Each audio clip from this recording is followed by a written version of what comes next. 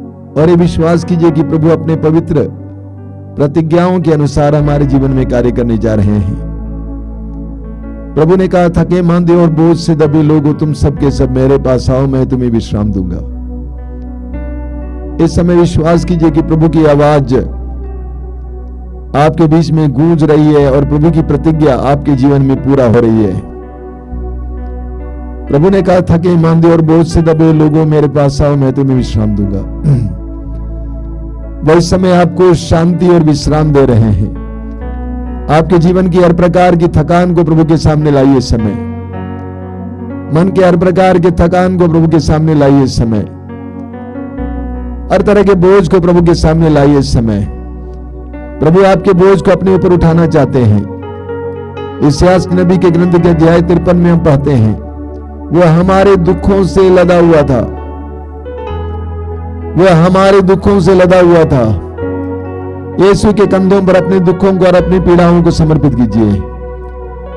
प्रभु यीशु इस संसार में आए हम जैसे पापी, दुखी और पीड़ितों के जीवन में ईश्वरीय आनंद भरने के लिए, हम जैसे पापमय लोगों के जीवन में ईश्वरीय पवित्रता को भरने के लिए आज इस आराधना में प्रभु आपके जीवन में कार्य करने जा रहे हैं, कार्य कर रहे हैं। प्रभु के साथ जुड़ जाइए इस समय। अपनी सारी व्यस्तताओं को दूर कीजिए, पूरे मन से प्रभु की आराधना में लग जाइए। The Lord wants to work wonders and miracles in your life. प्रभु आपके जीवन में चमत्कार और चिन्ह प्रकट करना चाहते हैं। प्रभु को आपके जीवन में चमत्कार और चिन्ह प्रकट करने के लिए मौका दीजिए। अपने हृदय को खोलिए, विश्वास को दृढ़ कीजिए, आत्मा को दृढ़ कीजिए। विश्वास कीजिए कि प्रभु आपके साथ है, आपके करीब हैं। विश्वास कीजिए कि प्रभु आपके लिए सोचते हैं। विश्वास कीजिए कि प्रभु आपके जीवन में चमत्कार और चिन्ह प्रकट कर सकते हैं। प्रभु यीशु ने कहा, यदि तुम विश्वास करोगी तो तुम परमेश्वर की महिमा देखोगी। यदि तुम विश्वास करोगी तो तुम परमेश्वर की महिमा देखोगी। प्रभु ने कहा, विश्वास करने वालों के लिए सब कुछ संभव है। अपने हृदय और मन को समय प्रभु पे लगाइए। Believe that the lord is going to work wonders in your life. विश्वास कीजिए प्रभु आपके जीवन में चमत्कार करने जा रहे हैं। अपने विश्वास को दृढ़ कीजिए। विश्वास के द्वारा उस नारी को चंगाई मिली जो 12 वर्षों से रक्तस्राव से पीड़ित थी। प्रभु ने कहा, तुम्हारे विश्वास ने तुम्हें चंगा किया है। प्रभु यीशु को आपके जीवन में कार्य करने दीजिए। प्रभु की स्तुति कीजिए, प्रभु की आराधना कीजिए। बोलिए hallelujah, hallelujah, hallelujah, hallelujah, hallelujah. Hallelujah. यीशु तेरी आराधना हो, यीशु तेरी आराधना, यीशु तेरी महिमा हो, यीशु तेरी महिमा। Hallelujah, hallelujah. सारे जीव जंतुओं के साथ, सारे जीव जंतुओं के साथ, सारे मानव जाति के साथ, सारी मानव जाति के साथ मैं तेरी आराधना करता हूँ। मैं तेरी आराधना। Hallelujah, hallelujah, hallelujah, hallelujah, hallelujah, hallelujah. मेरा हृदय प्रभु के कारण आनंदित हो उठा। आनंदित हो उठा। मेरा हृदय प्रभु के कारण आनंदित हो उठा। आनंदित हो उठा। मुझे अपने प्रभु से बल मिलता है। मुझे अपने प्रभु से बल मिलता है। मुझे अपने प्रभु से बल मिलता है। मुझे अपने प्रभु से बल मिलता है। मैं अपने शत्रुओं का सामना कर सकता हूँ। मैं अपने शत्रुओं का सामना कर सकता हूँ। क्योंकि तेरा सहारा क्योंकि तेरा सहारा मुझे उत्साहित करता है। मुझे उत्साहित करता है। Hallelujah, hallelujah, hallelujah, hallelujah, hallelujah, hallelujah. प्रभु जैसा कोई पावन नहीं। प्रभु जैसा कोई पावन नहीं। प्रभु जैसा कोई पावन नहीं। प्रभु जैसा कोई पावन नहीं। तुझे छोड़कर कोई नहीं। तुझे छोड़कर कोई नहीं। हमारे ईश्वर जैसी हमारे ईश्वर जैसी कोई चट्टान नहीं। कोई चट्टान नहीं। यीशु की स्तुति हो, यीशु की स्तुति हो, यीशु की आराधना हो, यीशु की आराधना हो, यीशु की महिमा हो, यीशु की महिमा हो। Hallelujah, hallelujah, hallelujah, hallelujah, hallelujah, hallelujah. मेरा हृदय प्रभु के कारण आनंदित हो उठा। आनंदित हो उठा। मुझे अपने प्रभु से बल मिलता है। मुझे अपने प्रभु से बल मिलता है। मुझे अपने प्रभु से बल मिलता है। मुझे अपने प्रभु से बल मिलता मैं है। अपने शत्रुओं का सामना कर सकता हूँ। मैं अपने शत्रुओं का सामना कर सकता मैं हूँ। अपने शत्रुओं का सामना कर सकता मैं हूँ। अपने शत्रुओं का सामना कर सकता क्योंकि हूँ। तेरा सहारा क्योंकि तेरा मुझे सहारा उत्साहित करता है। मुझे उत्साहित करता है। Hallelujah, hallelujah, hallelujah, hallelujah. प्रभु जैसा कोई पावन नहीं। प्रभु जैसा कोई पावन नहीं। तुझे छोड़कर कोई नहीं। तुझे छोड़कर कोई नहीं। हमारे ईश्वर हमारा ईश्वर जैसी कोई चट्टान नहीं। ऐसी कोई चट्टान नहीं। Hallelujah, hallelujah, hallelujah, hallelujah. Hallelujah. शक्तिशालियों के धनुष टूट गए, शक्तिशालियों के धनुष टूट गए, शक्तिशालियों के धनुष टूट गए, शक्तिशालियों के धनुष टूट गए, और जो दुर्बल थे और जो दुर्बल थे वे शक्ति संपन्न बन गए, वे शक्ति संपन्न बन गए, जो तृप्त थे जो तृप्त थे वे रोटी के लिए वे रोटी के लिए मजदूरी करते हैं, मजदूरी करते हैं, और जो भूखे थे और जो भूखे थे वे संपन्न बन गए, वे संपन्न बन गए, जो बांझ थी जो बांझ थी वो 7 बार प्रसव करती है, 7 बार प्रसव करती है, और जो पुत्रवती थी जो पुत्रवती थी उसकी गोद खाली है, उसकी गोद खाली है। Hallelujah hallelujah. Hallelujah hallelujah. प्रभु मारता और जिलाता वो है, मारता और जिलाता है, वो अधोलोक पहुंचाता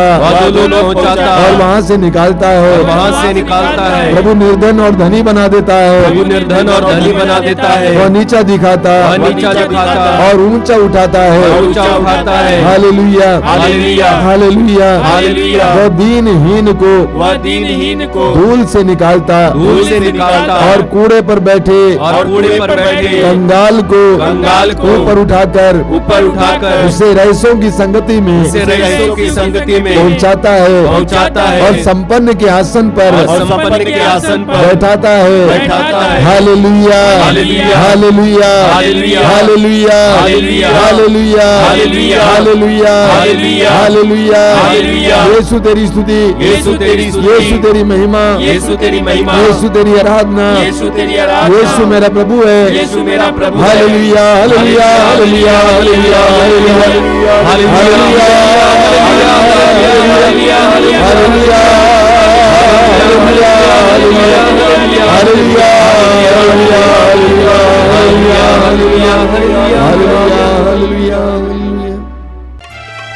आराधना प्रभु आराधना, अखिलेश्वर प्रभु तेरी आराधना, आराधना प्रभु आराधना, अखिलेश्वर प्रभु तेरी आराधना।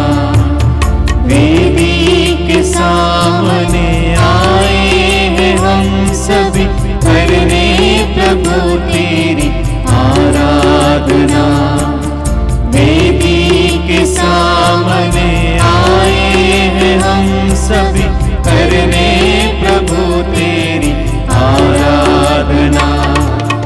आराधना आराधना आराधना आराधना आराधना आराधना आराधना आराधना। इस रोटी रूप में हम सभी तेरा करते हैं दर्शन है प्रभु तेरा। इस रोटी रूप में हम सभी तेरा करते हैं दर्शन है प्रभु तेरा। सौभाग्यशाली हम देवदूतों के संग, सौभाग्यशाली हम देवदूतों के संग करते रहे तेरी आराधना आराधना आराधना आराधना आराधना आराधना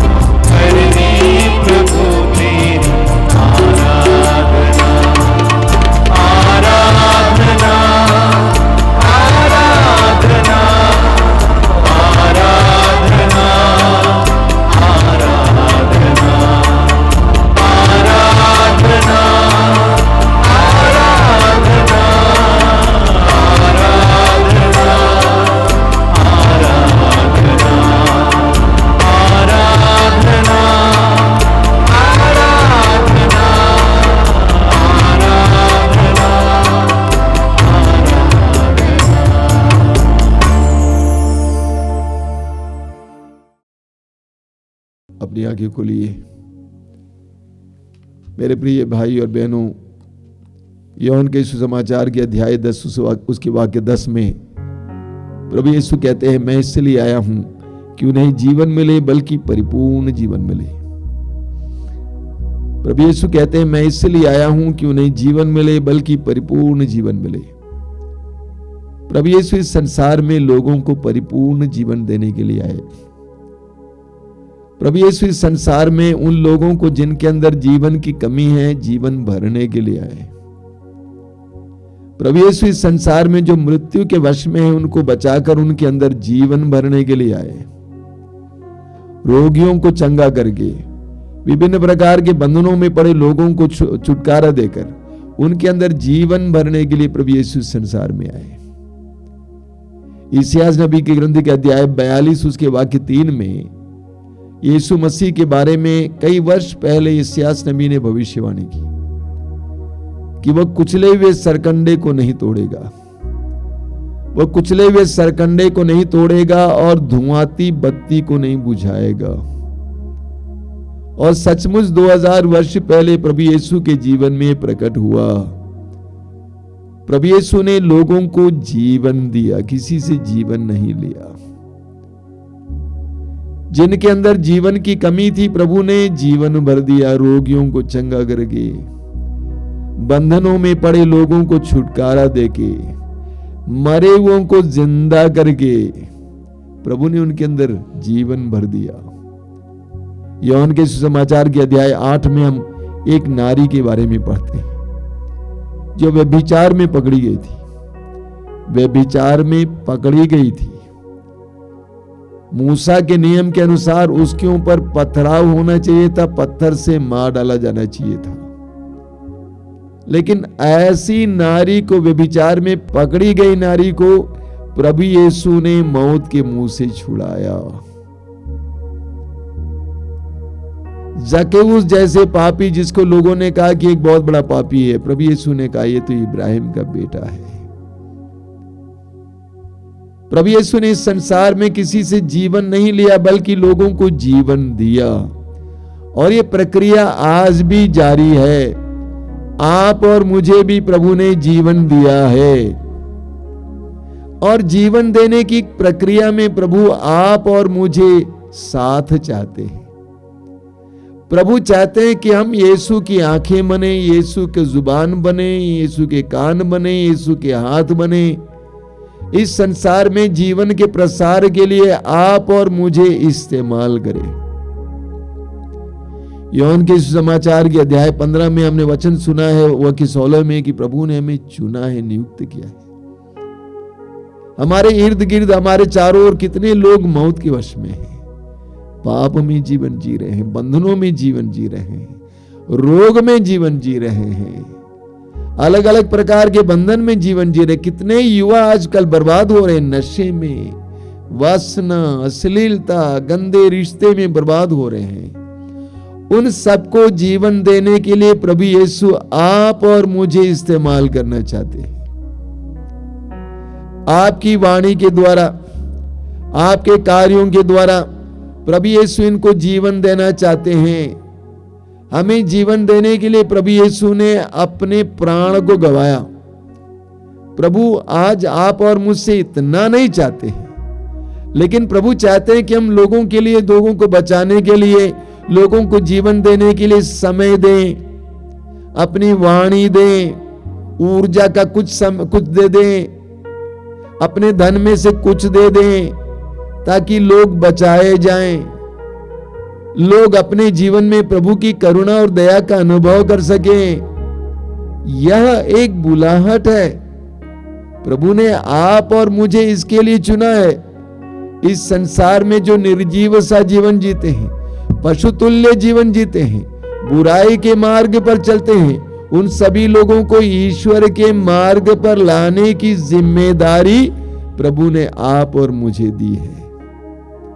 एक सच्चाई उसको स्वीकार करना है। हम अपने लिए नहीं जी सकते, हमें दूसरों के लिए जीना होगा।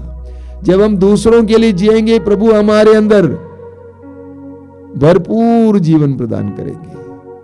लूकस अध्याय 6 वाक्य 38 हमें भूलना नहीं चाहिए। प्रभु कहते हैं, जिस नाप से तुम दोगे उसी नाप से तुम्हारे लिए भी नापा जाएगा।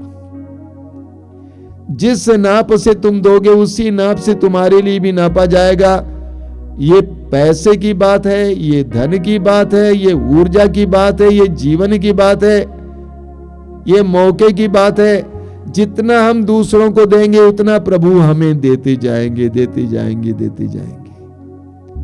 प्रभु यीशु ने आप और मुझे चुना है, बुलाया है इस कार्य के लिए। हम में से भाग नहीं सकते हैं, हम अपने लिए नहीं जी सकते हैं। प्रभु कभी भी आलसी को, स्वार्थी को बढ़ावा नहीं देते हैं। आइए हम अपनी आंखें बंद करें, प्रभु से प्रार्थना करें कि प्रभु मुझे माध्यम बना दे। संत फ्रांसिस असीसी ने प्रार्थना की, प्रभु मुझे शांति का वाहक बना दे, माध्यम बना दे।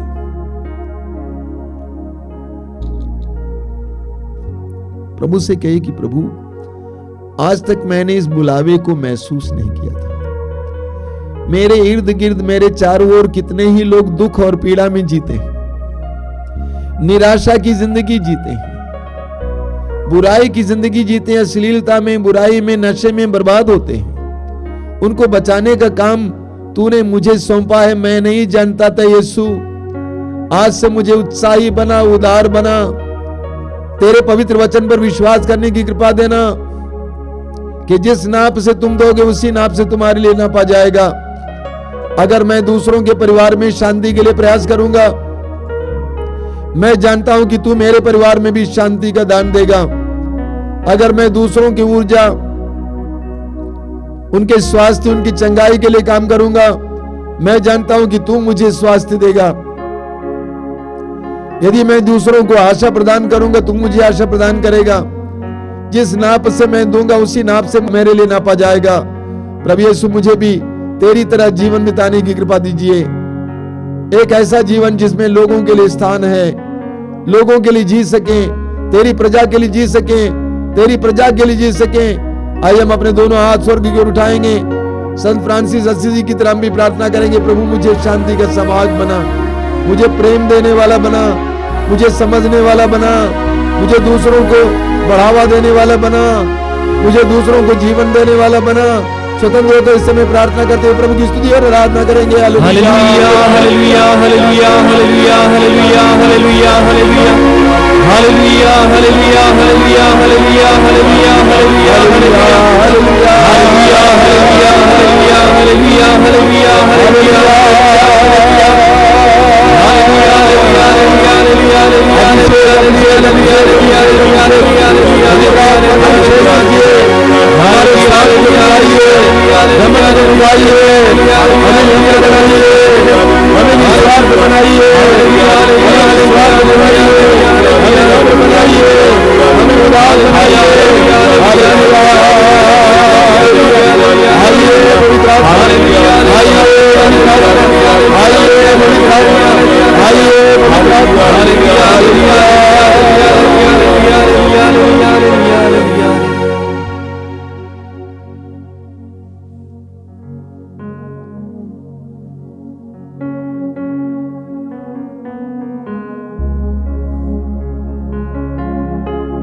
ये चंगाई का समय है और रविवार को सत्संग के दौरान हम विशेष चंगाई के लिए प्रार्थना करते हैं। यीशु ने अपने शिष्यों से कहा, अब दूतों को निकालो, रोगियों को चंगा करो, मुर्दों को जिलाओ, कोढ़ियों को शुद्ध करो।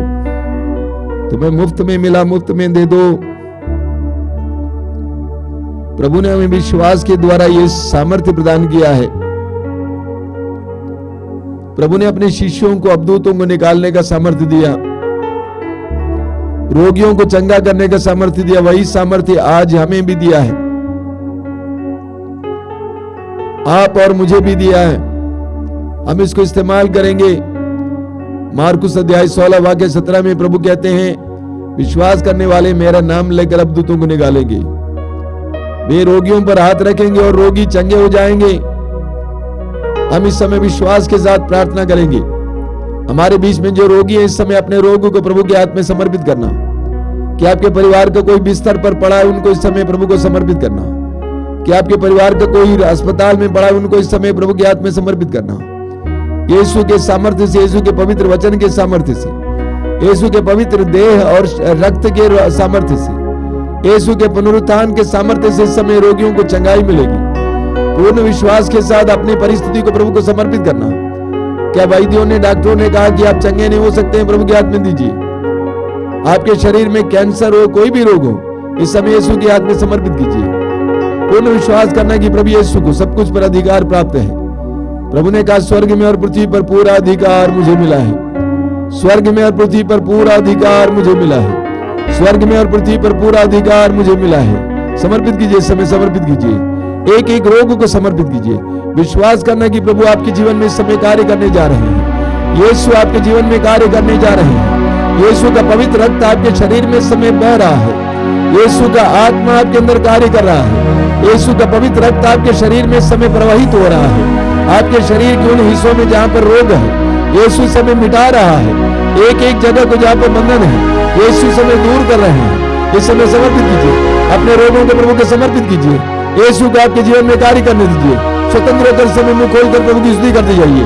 Hallelujah hallelujah hallelujah hallelujah hallelujah hallelujah hallelujah hallelujah hallelujah hallelujah hallelujah hallelujah hallelujah hallelujah hallelujah hallelujah hallelujah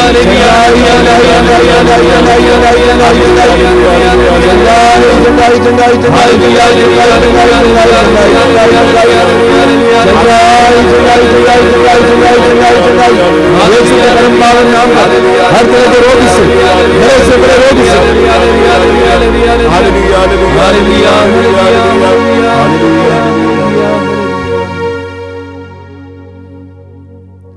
कई भाई बहनों को नाक में कई समस्याएं हैं। नाक से रक्त बहना, रुक रुक कर रक्त बहना, नाक में कभी कभी गंदगी महसूस करना, नाक से बराबर पानी बहना। यीशु ने आपको इस समय स्पर्श किया है।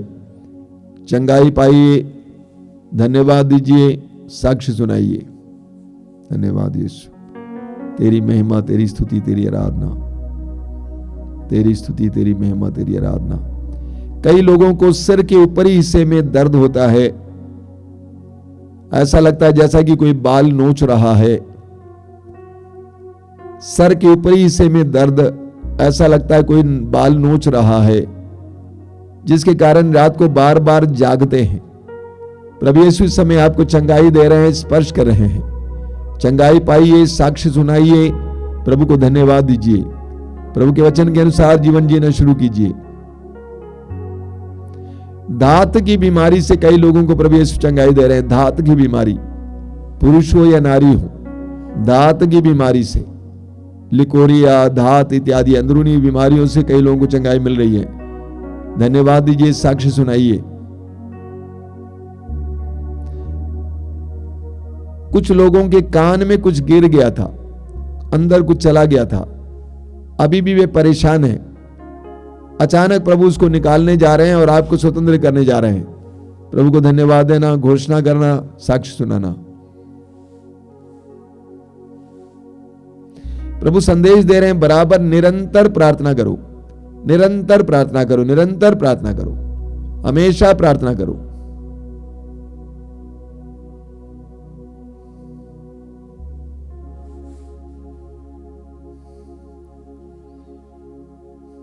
बोलिए hallelujah hallelujah hallelujah hallelujah hallelujah hallelujah.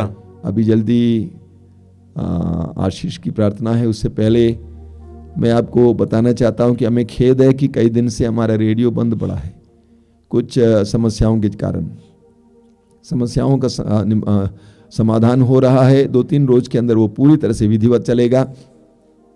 कई लोग ये शिकायत करते थे कि ऐप काम नहीं कर रहा है, उसी को सही कर रहे थे, तो सही हो जाएगा, रेडियो फिर शुरू हो जाएगा।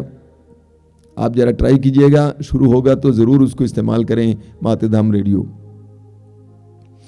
साथ ही साथ प्रतिदिन 5 बजे सुबह रोज की रोटी का कार्यक्रम है, उससे कई लोग लाभान्वित हैं। उसका भी आपको भी कृपा मिले, आप भी इसमें अटेंड करेंगे। दोपहर को 3 बजे करुणा माला, और शाम को 7 बजे से 8 बजे तक कृपा धारा, बहुत शक्तिशाली प्रार्थना, इन तीनों में विशेष रूप से भाग लेंगे। और हर मंगलवार को युवाओं के लिए शाम को 5 बजे और शुक्रवार को 6 बजे शाम को कृपा पवित्र रक्ताभिषेक प्रार्थना, और हर रविवार को 12 बजे दोपहर को ये मातृधाम सत्संग, और सुबह 5 बजे मिसा बलिदान रविवार के दिन। आइए हम इस समय बड़ी भक्ति के साथ प्रभु की आशीष पाएंगे। जो लोग तेल और पानी लाए हैं इस समय अपने हाथ में उठा के पकड़ेंगे, विश्वास के साथ प्रार्थना करना कि प्रभु इस तेल को और इस जल को शुद्ध करना, पवित्र करना, इसमें अपना सामर्थ्य उंडेल देना, ताकि जो भी इसको इस्तेमाल करें उन सभी लोगों को तेरी आशीष मिले, चंगाई मिले, कृपा मिले। हम लोग प्रार्थना करेंगे इस समय।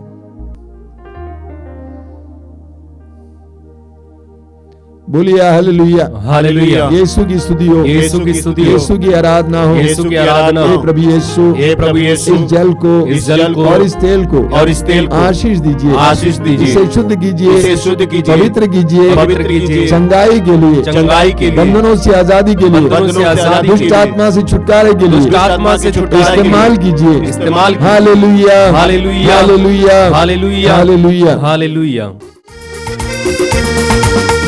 बोलो जय, नित्य जय, बोलो जय यीशु की जय, बोलो जय